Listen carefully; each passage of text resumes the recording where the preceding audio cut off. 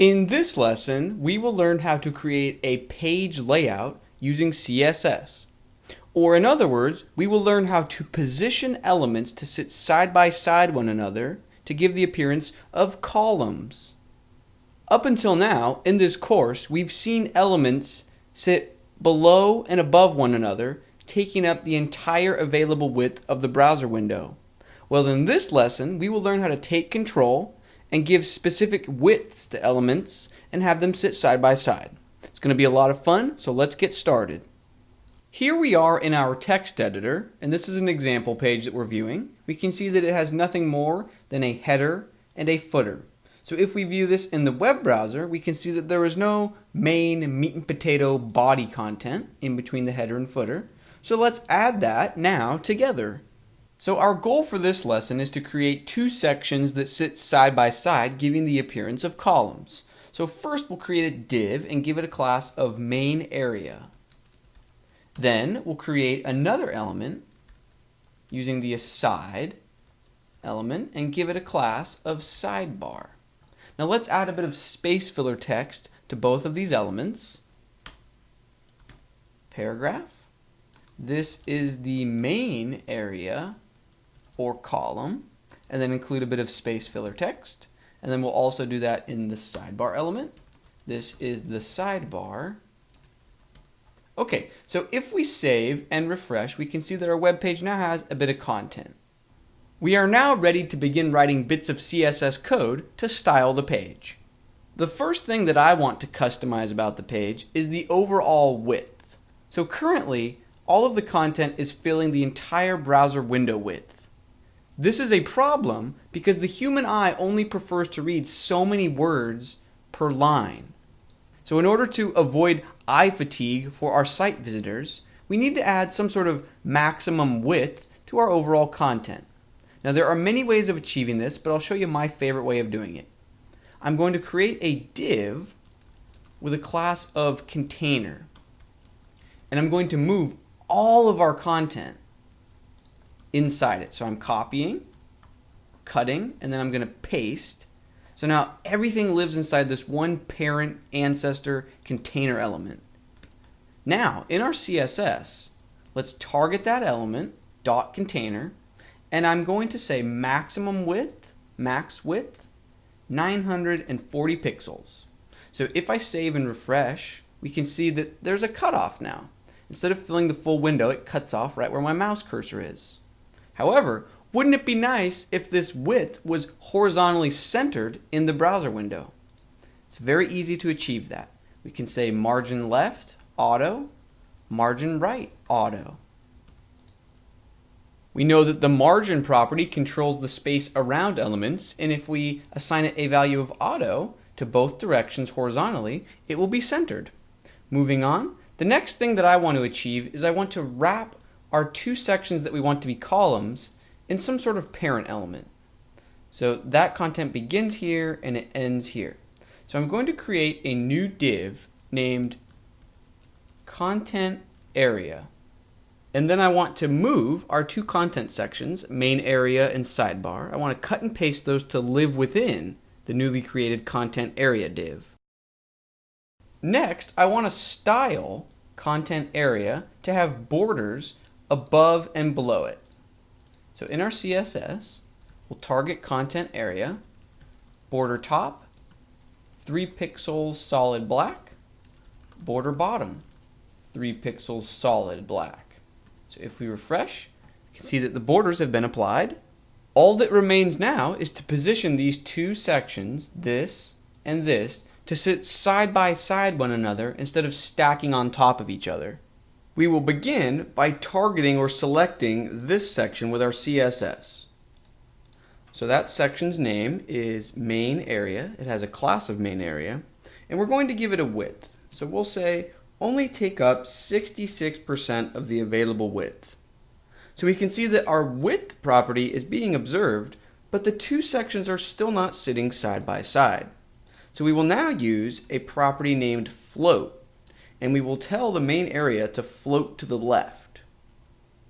We can see a few interesting things taking place. We can see that the main content or the main column is now floated to the left, and we can see the beginnings of a two-column layout. However, it's not perfect because the sidebar, as we can see, is trying to wrap itself around the floated content. So let's add a little bit additional text to the sidebar so you can really see the effect that I'm trying to describe. See how the sidebar is trying to wrap around the main column? We don't want that. We want two distinct columns. Now this layout that we currently see is hinting at the true nature of the float property. So we used float left. Now when you hear the word float, I want you to think of the print world. So a newspaper or a magazine. Typically you'll see images floated to the left or the right, and the main text of the article wraps itself around the image. Well, that's exactly what's going on in our layout currently. If you imagine this was an image instead of the main column, you can see that it's floated to the side and the other content around it is aware of it and is trying to wrap around it. So in order to create two fully distinct columns where there's no sort of wrapping around, we simply need to float the sidebar element as well. So we'll target it with our CSS. It has a class of sidebar. We'll give it a width of 34%, and we'll also float it to the left. So if we refresh, we can see that we now have two distinct columns. Now you may be wondering why we chose these width values. We will circle back around to that in just a couple of minutes, but for now we have bigger fish to fry. You will recall that we had added a wrapper div for our two columns. So main area and sidebar both live within this parent div of content area. Now up until just a moment ago, this content area parent div had a top and bottom border. But you'll notice that as soon as we set things up so that both sections were floated, it's as if the parent element is not aware that it has any child content whatsoever. This is because parent elements are only aware of child content that is not floated. So for example, if we create a paragraph directly within content area, hello world, and refresh, we will see that the content area div respects and is aware of this content. We can see it's trying to draw a border above and below it. Now all we want is for the content area parent div to be aware of its two floated children as well. This bottom border should be sitting down here where my mouse is. Now we do not want a hello world paragraph, so we'll remove that and we're back to the drawing board. So how can we get this wrapper or parent div to be aware of the floated children? We can clear our floats. So after the code for our two columns, main area and sidebar, but still within the content area parent div, we'll create a new element, div, and we'll give it a class of fix. So now we have something that we can target in our CSS that sits below the floated elements. Now in our CSS, we'll create a class that targets that. Clear.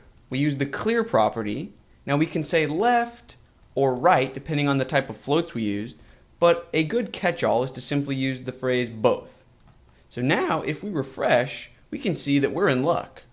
So essentially, this new div that we added with a class of fix that sits below the floated elements is waving its arms in the air and it's saying, hey, parent element, content area, look at me, I exist, I am clearing the floats. And because this element sits below the floated elements, the parent element is then aware of all of the child content. However, it's not considered a best practice to have HTML code that is completely meaningless. So this is an empty div, it has no content within it, so that means it truly has no purpose other than to make our layout work. So while this technically gets the job done, it's far from ideal. So let's delete this, and instead I'll show you a strategy that most web developers use. The parent element, content area, we will add a second utility class to it. So we'll add a class of group. Yes, you can assign multiple classes to a single element by simply including a space. So we're going to create a utility class named group. When I say utility, I simply mean that we can reuse this anywhere on our page where we have a parent or container element with floated children, and we need that parent element to be self-sufficient. We need it to be able to automatically clear its own floated children. So this method is referred to as the clearFix method, and it's the weapon of choice for most web developers. Now the clearfix method is not something that you need to memorize. It's something that you copy and paste. So I'm literally just going to paste in some code. So essentially all of these selectors are targeting the group class, and they're adding an empty bit of content before and after it, and then they're clearing it. And then we have this rule for older legacy versions of Internet Explorer so that our floats are cleared in every browser and every device under the sun. This code is completely bulletproof. I use it in all of my websites, and you can find it in the course materials so you can paste it into your websites. Now that we have this in place, you can use the group class anywhere in your HTML. So if we save and refresh, we can see that even though we no longer have any sort of element beneath the columns, because we added this group class, the parent element will automatically clear its floated children. Now this lesson is almost complete, but before we end it, I want to address some of the most commonly asked questions about layouts and floats. So the first question is, how or why did I choose these width values for the two columns, 66 and 34%? The reason I chose these width values is because I wanted a layout where the main column used 2/3 of the available width and the sidebar used 1/3 of the available width. From a CSS perspective, I really just wanted these two values to add up to 100% because I wanted to make use of all of the available width. But you don't have to follow this rule of thirds. Instead, what if you wanted the two columns to be equal in width? You could simply each give them 50% of the width. Typically, we want our columns to add up to 100%, but they don't have to. So I could set this to 40. 40 plus 50 only equals 90. And if I refresh, you can see we're only using about 90% of the available width. So there are no rules to creating layouts. You can have your columns take up as much space as you prefer. Another common question is, why are we using percentage values for width instead of pixel values? The answer is that it's a matter of preference. There's no right or wrong choice. So if we wanted to use pixel values instead of percentage values, we would need to first ask ourselves, how large is the container? So how much available space do we have at our disposal? So you'll remember that the overall container for the entire page was given a maximum width of 940 pixels. So we most likely want our column widths to add up to 940. So we could give the main column a width of 640 pixels, and we could give the sidebar a width of 300 pixels. And visually, this is identical to the layout we saw when we used 66% and 34%. Now, if you do prefer to use pixel values for the width of your columns, make sure that the container element that they're sitting in does not use max width for its own width, but instead have it use simply width.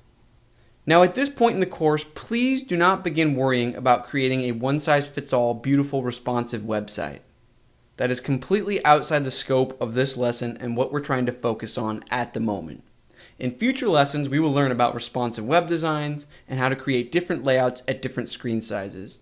But for now, let's get used to creating floats and columns and dealing with width values, and rest assured that learning how to create more flexible layouts will come later on in the course. Let's move on to the final frequently asked question before we close out this lesson. And that question is, why would we bother creating a reusable class that lets parents auto-clear their children instead of just structuring our page in a way where we could rely on the footer to use the clear property to clear the floats? That's an excellent question. In a perfect world, we could set up web pages where there's always a conveniently located element beneath the floats that clears the floats. But in the real world, that is simply not the case. When you begin creating web layouts, you will quickly realize that you need your content to be self-contained modules. You need to move bits of content around throughout the page, and you need them to clear themselves. You can't always rely on the element beneath it to take care of clearing it. The more you begin experimenting creating layouts, the more you will find that having a reusable utility class to clear the child floats is a true lifesaver. Now, we've covered a lot in this lesson. Here's a very quick review. To have sections of a web page sit side by side one another, or in other words, to create columns, we add the float property to an element and we also assign it a width value. If you're using floats to create column layouts, you need to be sure to clear your floats, and we learned several different ways of doing that. And finally, we learned about different ways of managing our width values. Now, this was a fairly technical lesson, so if something didn't make sense, and if it feels like a lot of information to absorb at once, that's absolutely okay. Again, these are topics that we will relearn and continue to revisit throughout the course. I'll see you in the next lesson.